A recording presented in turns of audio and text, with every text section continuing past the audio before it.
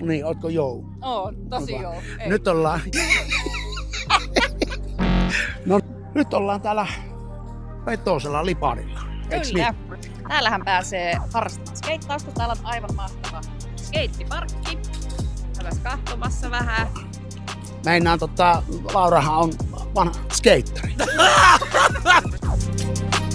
Niin. Siis tämähän on mahtava mesta.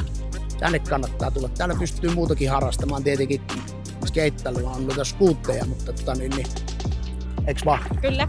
Tuosta löytyy kuplahalli. Siellä pääsee jalista. Siellä on takana myös koriskentät ja jalkapallokenttiä ja jäähallia. Mut joo, Niin. Ja sitten kun tulee syksy ja ei pääse täällä enää skeittaamaan, niin sitten voi mennä Kelloniemeen sieltä. nuorisopalveluiden skeittihalli. Kyllä. Sieltä ottaa hakkiin yhteyttä, niin saa neuvoa, opastusta. Sieltä löytyy kypäriä ja sitten taitaa olla lautoja saa kanssa. Joten skuuttailemaan ja seikkailemaan.